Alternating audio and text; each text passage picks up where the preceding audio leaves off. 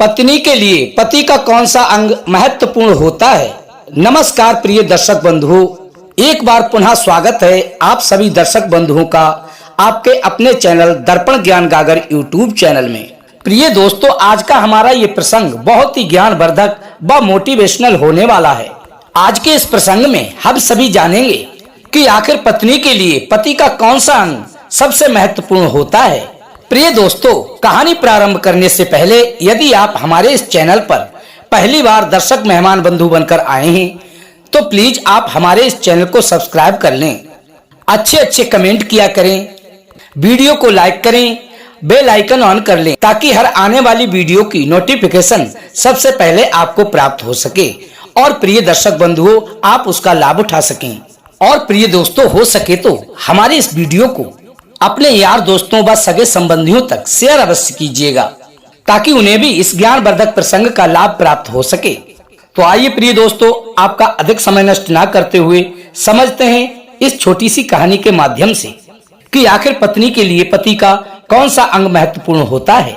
प्रिय दोस्तों, एक समय की बात है, किसी नगर में एक राजा वीरभान नाम का राज्य करता था। उसके राज्य में किसी प्रकार की कोई भी कमी नहीं थी। वह बहुत ही धर्मपरायण राजा था। उस राजा के मन में किसी भी प्रकार का कोई भी पाप भाव नहीं था। प्रिय दोस्तों, वो राजा वीरभान सदैव ही दूसरों के हित की सोचा करता था, हमेशा अपने प्रजा की भलाई के बारे में ही सोचता था। प्रिय दर्शक बंधु, ऐसे समझिए उसके राज्य में सभी सुखी संपन्न थे, अर्थात वो भी बहुत ही शक्तिशाली व धनवान राजा था। लेकिन प्रिय दोस्तों, यदि उसके पास कमी थी तो केवल एक ही कमी थी कि उसके घर में कोई संतान नहीं थी। इसी कारण से वो राजा वीरभान सदैव ही दुखी रहा करता था और अपने मन में सोचता था कि मेरी ये धन दौलत सारा राजपाट किस काम का है जब मेरे वंश को आगे बढ़ाने वाला कोई नहीं है। तो मैं इतनी सारी धन दौलत और इतने विशाल राज्य का क्या करूंगा जब उसको कोई भोगने वाला ही नहीं है। प्रिय दोस्तों, इसी सोच में एक दिन राजा वीरभान अपने महल में बैठा हुआ था। तभी एक चमत्कारी संत का आना होता है और जब उन्हें पता लगता है कि हमारे महल में एक चमत्कारी संत का प्रवेश हुआ है तो वे अपनी जिज्ञासा शांत करने के लिए उस चमत्कारी संत के पास जाते हैं और अपनी बात रखते हुए कहते हैं कि हे महाराज, वैसे तो मेरे पास हीरे मोती धन दौलत हाथी घोड़ों की कोई भी कमी नहीं है, लेकिन यदि मुझे दुख है तो बस एक ही बात का है कि मेरे घर में कोई संतान नहीं है। तभी वो संत जी उस राजा को समझाते हुए कहते हैं कि हे राजन, चिंता ना करो, तुम अपने राज्य में कुएं बावड़ी बनवाओ, मंदिर धर्मशालाएं बनवाओ, बाग बगीचे लगवाओ और दीन दुखियों के लिए दान करो। आपके घर में अवश्य ही संतान की प्राप्ति होगी। प्रिय दोस्तों, अब क्या था, उन संत ने जैसे ये बात बताई तभी राजा वीरभान ने अपने मंत्री को आदेश दिया कि जनता के लिए खजाने के द्वार खोल दो, कि दीन दुखियों के लिए दिल खोल के दान करो, मंदिर और धर्मशालाओं का निर्माण करवाओ, फलदार व छायादार वृक्षों के बगीचे लगवाओ। प्रिय दोस्तों, राजा के कहते ही मंत्री जी ने तत्काल प्रभाव से कार्य करना प्रारंभ करवा दिया।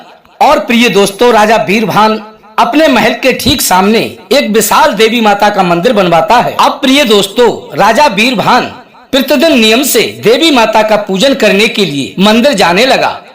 लेकिन एक दिन क्या होता है दोस्तों, राजा वीरभान की भक्ति व समर्पण भाव को देखते हुए माँ दुर्गा प्रकट होती हैं और राजा वीरभान से कहती हैं कि हे पुत्र, तुम्हारे मन में क्या जिज्ञासा है, निसंकोच कहिए, तुम क्या चाहते हो। प्रिय दोस्तों, तभी राजा वीरभान दोनों हाथ जोड़ करके देवी माँ से कहते हैं कि हे माँ, वैसे तो मेरे घर में किसी भी चीज की कमी नहीं है, आपका दिया हुआ सब कुछ है, लेकिन मुझे मेरे जीवन में एक ही दुख महसूस हो रहा है कि मेरे घर में कोई भी संतान नहीं है, अर्थात मेरे वंश को आगे बढ़ाने वाला कोई नहीं है। प्रिय दोस्तों, तभी वो देवी माँ राजा वीरभान को आशीर्वाद स्वरूप एक पुत्र रत्न प्राप्ति का वरदान दे करके वहां से अंतर्ध्यान हो जाती हैं। और कुछ समय पश्चात राजा वीरभान के घर में एक सुंदर सा पुत्र जन्म लेता है। प्रिय दोस्तों, जब राजा वीरभान के घर में पुत्र रत्न की प्राप्ति होती है तो वह अत्यंत खुश होता है। और इसी प्रकार प्रिय दोस्तों, वे देवी माँ राज्य के सभी निवासियों का भला करने लगी और उनके चमत्कार की कीर्ति सारे राज्य में फैल गई। अब प्रिय दोस्तों, क्या होता है, जब राजा वीरभान का वो पुत्र धीरे धीरे बड़ा होने लगता है तो वह राजा वीरभान का पुत्र उदयभान मंत्री के बेटे विजय सिंह से मित्रता कर लेता है और उन दोनों में देखते ही देखते इतना प्रेम बढ़ जाता है कि वो एक साथ भोजन करते थे, एक साथ उठते बैठते थे और जहाँ भी जाते वो साथ साथ ही जाया करते थे। और राजा बीरभान अपने पुत्र उदयभान और मंत्री के पुत्र विजय सिंह का प्रेम देख करके अत्यंत प्रसन्न हुआ करते थे। और प्रिय दोस्तों, धीरे धीरे समय व्यतीत होता गया और राजा बीरभान वृद्धावस्था में पहुंच गए।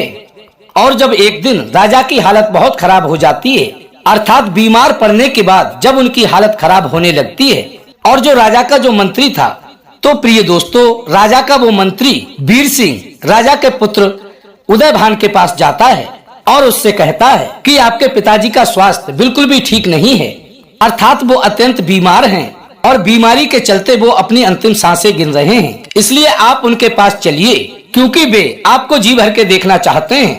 प्रिय दोस्तों, जब उदयभान अपने पिता के अस्वस्थ होने की खबर मंत्री के मुख से सुनता है, तो वह एकदम घबरा जाता है और मंत्री के साथ भागता हुआ अपने पिताजी के पास पहुंचता है। प्रिय दोस्तों, जब वह अपने पिता के पास पहुंचता है, तो राजा बीरभान अपने पुत्र उदयभान को देखकर बहुत ही प्रसन्न होते हैं। और प्रिय मित्रों, फिर राजा बीरभान अपने पुत्र उदयभान से कहते हैं कि हे पुत्र, अब मेरा अंतिम समय निकट है और मैं अतिशीघ्र इस दुनिया को छोड़कर यहाँ से जाने वाला हूँ। परंतु हे पुत्र, मैं आज तुम्हें कुछ बातें बताने वाला हूँ। उन बातों पर तुम अमल अवश्य करना और सदैव ही अपनी गांठ में बांध कर रखना। तब प्रिय दोस्तों, राजा बीरभान अपने पुत्र उदयभान से कहते हैं कि हे पुत्र, जो ये हमारे मंत्री हैं वीर सिंह, ये तुम्हारे पिता तुल्य हैं और मेरे जाने के बाद तुम इनकी हर बात को मानना। ये जो भी तुम्हें कहें उस बात पर विशेष ध्यान देना। तुम अपने जीवन का कोई भी फैसला लो तो इनसे बिना सलाह मशवरा के कोई भी फैसला मत लेना। प्रिय दोस्तों, ये सब समझाते हुए ही वो राजा बीरभान इस दुनिया को अलविदा कह देते हैं, अर्थात उनकी मृत्यु हो जाती है। प्रिय दोस्तों, राजा के स्वर्ग सिधार जाने के बाद उनके पुत्र उदयभान को उस राज्य का राजा बना दिया जाता है। और जब राजा बीरभान का पुत्र उदयभान वहाँ का राजा बन जाता है, तो वह अपने राजपाट को भली भांति संवारने लगता है। लेकिन प्रिय दोस्तों, राजा उदयभान अपने पिता के स्वर्ग सिधारने के बाद जब भी कोई फैसला करते थे, तो अपने पिता के मंत्री बीरभान से बिना सलाह मशवरा के कोई भी फैसला नहीं लिया करते थे और जो भी कार्य करते थे तो उनके दिशा निर्देशन में ही किया करते थे। प्रिय दोस्तों, एक दिन क्या होता है, जब मंत्री वीर सिंह राजा उदयभान को अपने महल के सारे कक्ष दिखा रहा था, और जब मंत्री वीर सिंह अपने नए राजा उदयभान के लिए सारे कक्ष दिखा देता है, सारे कक्ष दिखाने के बाद में अंत में एक कक्ष शेष रह जाता है। जब एक कक्ष शेष रह जाता है, तो राजा उदयभान मंत्री वीर सिंह से कहते हैं कि हे चाचा जी, आप मुझे ये आखिरी वाला भी कक्ष दिखाइए, इसमें क्या है। प्रिय दोस्तों, तभी मंत्री कहता है कि नहीं राजकुमार, मैं आपको ये कक्ष नहीं दिखा सकता, क्योंकि आपके पिता ने आपको इस कक्ष को दिखाने के लिए मना किया है। उन्होंने कहा है कि आपको इस कक्ष को कभी भी ना दिखाया जाए, इसलिए उनके वचन का पालन करते हुए मैं ये कक्ष तुम्हें नहीं दिखा सकता। अब तो प्रिय दोस्तों, राजा उदयभान उस कक्ष को देखने के लिए जिद पर अड़ जाता है। और प्रिय दोस्तों, उसी समय मंत्री का पुत्र विजय सिंह भी वहाँ पर आ जाता है और अपने पिताजी से कहने लगता है कि हे पिताजी, जब मेरा मित्र उदयभान इस कक्ष को देखने की जिद कर रहा है, तो आप इस कक्ष को दिखा क्यों नहीं देते? ऐसा क्या है इस कक्ष में जो आप इसे दिखाना नहीं चाहते? अब तो हमारे राज्य के राजा और हमारे राज्य के अन्नदाता यही तो हैं, तो हमें इनकी बात माननी चाहिए। अब प्रिय दोस्तों, अपने पुत्र व नए महाराज उदयभानु की बात सुनकर वह मंत्री उस कक्ष को खोलकर दिखा देता है। प्रिय दोस्तों, अब क्या होता है, जैसे ही राजा उदयभान और मंत्री का पुत्र विजय सिंह उस कक्ष में जाते हैं, तो उस कक्ष में उन्हें कई सुंदर राजकुमारियों की तस्वीरें लगी हुई दिखाई देती हैं। उन तस्वीरों में से एक बहुत ही सुंदर राजकुमारी उनकी नजर में पड़ती है। उन सभी तस्वीरों में से जब उन दोनों की नजर एक सुंदर सी तस्वीर पर रुक जाती है, तब राजा उदयभान अपने मंत्री वीर सिंह को बुलाते हैं और उनसे पूछते हैं कि हे मंत्री जी, आखिर इस तस्वीर में दिख रही ये सुंदर स्त्री कौन है? मुझे ये बहुत ही पसंद है और मैं इससे विवाह करना चाहता हूँ। प्रिय दोस्तों, तभी राजा की बात सुनने के बाद मंत्री वीर सिंह कहते हैं कि हे महाराज, ये राजकुमारी सिंगल द्वीप के राजा की पुत्री है, इसका नाम रानी चेनावती है। परंतु हे राजकुमार, आपको इससे क्या काम है? तभी राजा उदयभान कहते हैं कि हे मंत्री जी, अभी आपने सुना नहीं कि मैं उससे विवाह करना चाहता हूँ। यदि मेरा इस स्त्री से विवाह नहीं हुआ तो मैं जीवन में कभी भी विवाह नहीं करूंगा, अर्थात आजीवन कुंवारा ही रहूंगा। इस प्रकार प्रिय दोस्तों, राजा उदयभान अपनी बात पर अडिग रहते हैं और सिंगल द्वीप जाने की जिद करने लगते हैं। तभी प्रिय मित्रों, मंत्री वीर सिंह उनकी जिद को देखकर अपने बेटे विजय सिंह व राजा उदयभान को सिंगल द्वीप जाने की इजाजत दे देते हैं। प्रिय दोस्तों, जैसे ही राजा उदयभान और उनका मित्र विजय सिंह सिंगल द्वीप जाने के लिए अपने महल से घोड़ों पर सवार होकर निकलते हैं तो थोड़ी ही दूर पर उनके पिता द्वारा बनाए हुए वो माँ भगवती का मंदिर पड़ता है, जिसकी कृपा से राजा उदयभान का जन्म हुआ था। तभी प्रिय दोस्तों, राजा उदयभान घोड़े से नीचे उतरते हैं और माता के मंदिर में जाकर कहते हैं कि हे माँ, मैं अपनी शादी करने जा रहा हूँ और जिसे मैं दिल और जान से चाहता हूँ, यदि उससे मेरी शादी हो गई तो मैं आपके सामने अपने सिर को काट के आपके चरणों में चढ़ा दूंगा। प्रिय दोस्तों, इस प्रकार माँ दुर्गा के मंदिर में ये मन्नत मांगकर राजा उदयभान और उसका मित्र विजय सिंह सिंगल द्वीप की ओर चल देते हैं। और जब उन्हें चलते चलते शाम हो जाती है तो वे एक सुंदर सा बगीचा देखकर उसमें आराम करने लगते हैं। प्रिय दोस्तों, जैसे ही अर्धरात्रि का समय होता है तो 3-4 परियों का झुंड उस बाग से होकर गुजर रहा था। जब उन परियों को 2 सुंदर नव युवक दिखाई दिए तो वो परियों का झुंड उस बगीचे में उतर जाता है जहाँ पर वे दोनों सोए हुए थे। प्रिय दोस्तों, उस बगीचे में उतरने के बाद वे परियां राजा उदयभान और मंत्री के पुत्र विजय सिंह के पास पहुँचती हैं। तभी उन दोनों की आंख खुल जाती है और राजकुमार परियों से कहता है कि हे परियों, आप हमसे क्या चाहती हो? आप हमें इस प्रकार क्यों घेरे खड़ी हो? आप हमारे रास्ते से हट जाइए, हमें आगे जाने दीजिए, हमें अपने बहुत ही बड़े उद्देश्य को पूरा करना है। प्रिय दोस्तों, तभी उन परियों की जो रानी परी थी उस राजकुमार उदयभान से कहती है कि हे राजकुमार, तुम अभी चले जाना, परंतु उससे पहले तुम्हें हमसे विवाह करना होगा। प्रिय दोस्तों, तभी राजकुमार उदयभान कहते हैं, नहीं रानी परी, मैं आपसे विवाह नहीं कर सकता, क्योंकि मुझे अपने एक बहुत बड़े उद्देश्य को पूरा करना है, इसलिए मैं आपसे विवाह नहीं कर सकता। और जब मैं अपने उद्देश्य को पूरा कर लूंगा तो उसके बाद मैं आपसे विवाह अवश्य करूंगा। प्रिय दोस्तों, तभी वह राजकुमार उदयभान उस परी को सारी बात बता देता है कि मैं सिंगल द्वीप के राजा की राजकुमारी चेनावती को ब्याहने जा रहा हूँ और उससे विवाह करने के बाद जब मैं वापस लौटूंगा तो मैं आपसे लौटकर अवश्य ही विवाह करूंगा। प्रिय दोस्तों, जब उस रानी परी के बार बार कहने के बावजूद भी राजकुमार उदयभान उसकी बात को नहीं मानता है तो प्रिय दोस्तों, वो रानी परी राजकुमार उदयभान की व्यवस्था को समझ जाती है और उससे कहती है, यदि ऐसी बात है तो ठीक है, मैं तुम्हें रोकूंगी नहीं, पहले आप अपने उद्देश्य को पूरा करो, उसके बाद लौटकर आप मुझसे विवाह करना। लेकिन जाने से पहले मैं तुम्हें एक ऐसी चीज दूंगी जिसे तुम यदि अपने पास रखोगे तो सिंगल राज्य में जाने के लिए तुम्हें ये बहुत ही उपयोगी सिद्ध होगी, क्योंकि आज तक सिंगल राज्य में जो भी गया है वह लौटकर वापस नहीं आया है और सिंगल द्वीप की राजकुमारी चेनावती से कोई भी साधारण मनुष्य विवाह नहीं कर पाया है, इसलिए वहाँ पर तुम्हें कुछ दिव्य शक्तियों की आवश्यकता पड़ेगी। इतना कहने के बाद प्रिय दोस्तों, वो रानी परी अपनी उंगली से एक अंगूठी उतारती है और राजकुमार उदयभान को पहना देती है और जादू की छड़ी से एक कालीन प्रकट करती हैं, वो भी उन्हें प्रदान कर देती है और उन्हें समझाते हुए कहती हैं कि हे राजकुमार, यदि तुम सदैव ही इस अंगूठी को अपने हाथ में पहने रखोगे तो तुम्हारे ऊपर कोई भी जादू टोना काम नहीं करेगा और तुम्हारे रास्ते में किसी प्रकार का कोई भी व्यवधान नहीं आएगा। और मैंने जो आपको कालीन दी है, इस कालीन पे तुम दोनों मित्र बैठकर आसानी से सिंगल द्वीप का रास्ता तय कर सकते हो। इतना कहने के बाद वो परियां वहाँ से अंतर्ध्यान हो जाती हैं। प्रिय दोस्तों, तभी वो दोनों मित्र परी की दी हुई कालीन पर बैठकर सिंगल द्वीप की ओर चल देते हैं।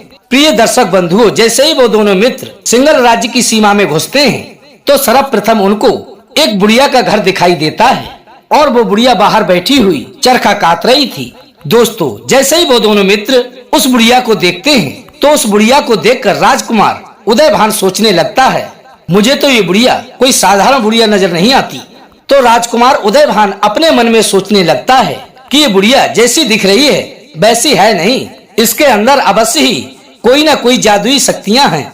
लेकिन प्रिय दोस्तों, वे उस नगर में नए थे, रुकने का कहीं ठिकाना नहीं था, इसलिए राजकुमार उदयभान अपने मित्र विजय सिंह से कहता है कि हे मित्र, चलो इस बुढ़िया के पास चलकर आज रात ठहरने का आश्रय मांगते हैं और थोड़ा जलपान भी कर लेते हैं, क्योंकि अत्यंत थकान हो रही है।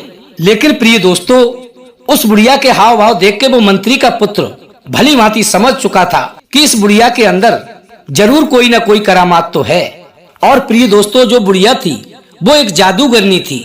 उस बुढ़िया के पास जो भी राजा जाता था वो उसे मक्खी या मच्छर बनाकर अपने घर की दीवारों पर चिपका दिया करती थी और उनके पास जो भी धन दौलत होती थी उसको लूट लिया करती थी। इसलिए प्रिय दोस्तों, उस बुढ़िया के हाव भाव देखकर वो मंत्री का पुत्र उसी बुढ़िया के पास रुक जाता है और अपने मित्र उदयभान से कहता है कि हे मित्र, तुम यहाँ से जाओ, मैं यहीं पे ठहरता हूँ।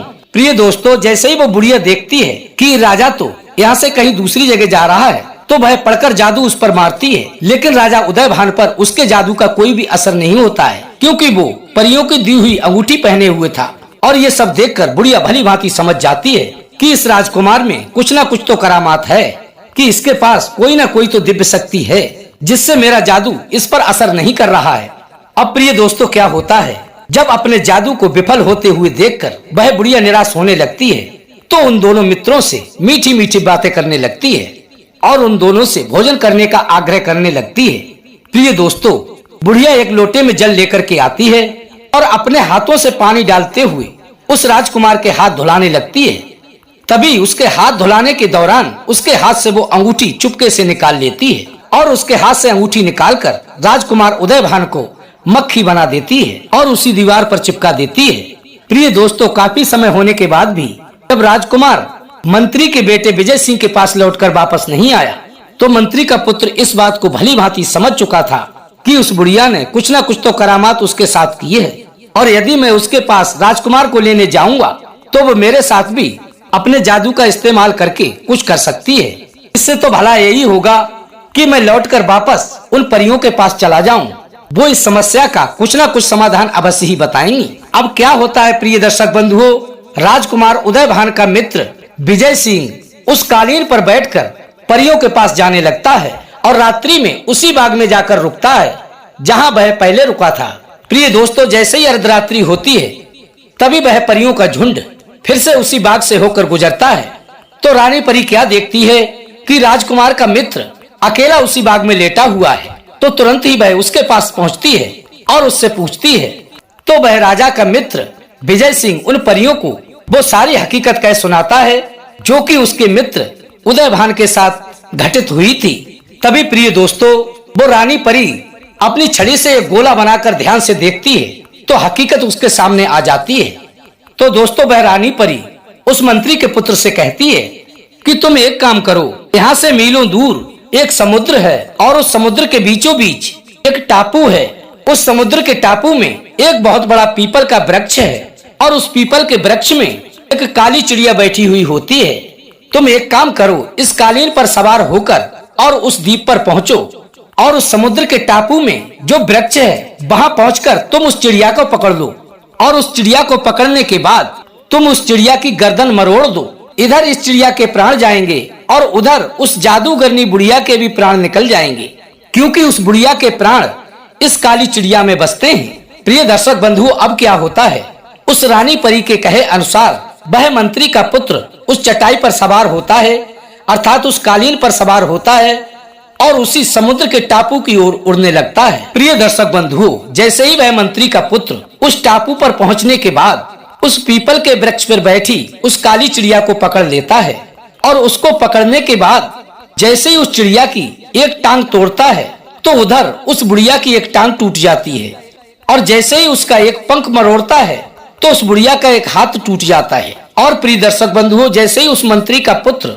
उस चिड़िया की गर्दन मरोड़ता है वैसे ही उधर उस बुढ़िया के प्राण पखेरु उड़ जाते हैं। और प्रिय दर्शक बंधुओं, इसके बाद वह मंत्री का पुत्र सीधा वहीं पहुंचता है जहां उसका मित्र मक्खी बना हुआ उस बुढ़िया की दीवार पर चिपका हुआ था। प्रिय दोस्तों, जैसे ही मंत्री का पुत्र उस बुढ़िया से वो अंगूठी लेकर के परियों का ध्यान करके मक्खी मच्छर बने हुए राजकुमारों की ओर दिखाता है तो वे सभी अपने असली रूप में आ जाते हैं और वे सभी उस मंत्री के पुत्र को धन्यवाद देते हैं। और इसके बाद वो राजा उदयभान अपने मित्र विजय सिंह के साथ रानी चेनावती के पास जाते हैं और उससे विधिवत विवाह करते हैं। और विवाह करने के बाद में जब वह अपने राज्य में वापस लौटते हैं और चलते चलते जब उसी देवी के मंदिर के पास पहुंचते हैं तो राजा उदयभान को देवी माँ को दिया हुआ अपना वचन याद आ जाता है।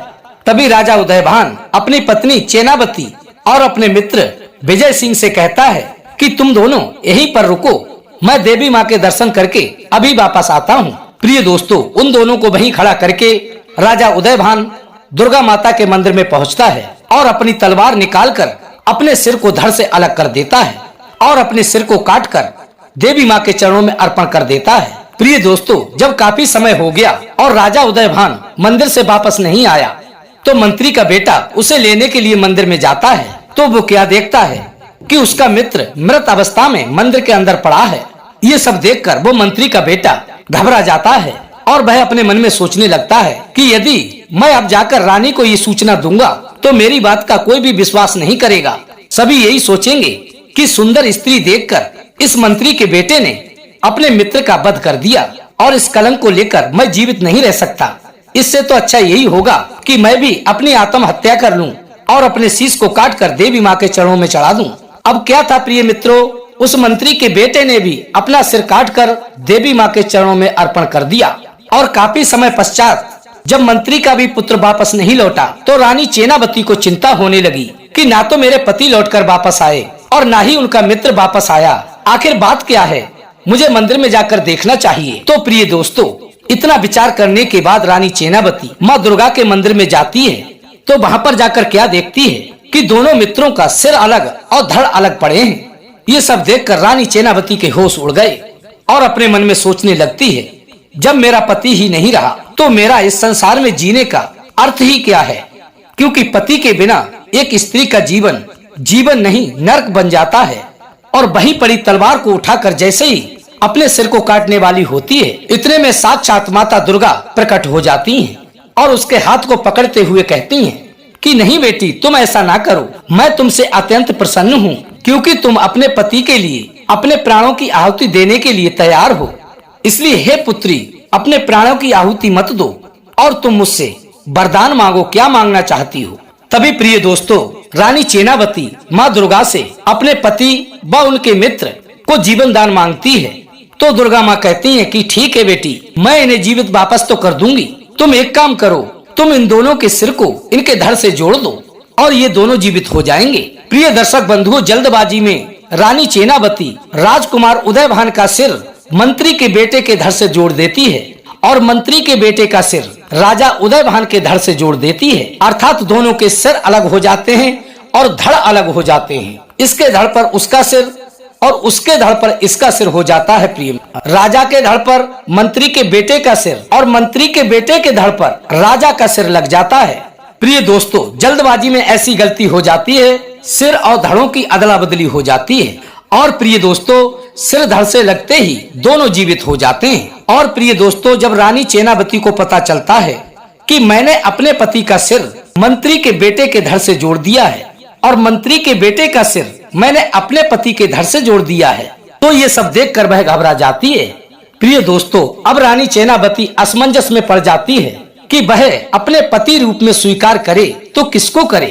अब प्रिय दोस्तों, वे तीनों अपना फैसला करवाने के लिए राजा विक्रमादित्य के दरबार में पहुंचते हैं और वहां पहुंचकर वे अपनी सारी बात राजा विक्रमादित्य को बताते हैं। तो राजा विक्रमादित्य उन सब से कहते हैं कि सर्वप्रथम कहा जाता है कि जब आरती की जाती है तो आरती में सर्वप्रथम सिर का ही पूजन किया जाता है और ये भी कहा जाता है कि मनुष्य का यदि एक हाथ काट दिया जाए तो वह जीवित रहता है, दोनों काट दिए जाएं तो भी वह जीवित रहता है और यदि उसके पैर काट दिए जाएं तो भी वह जीवित रहता है।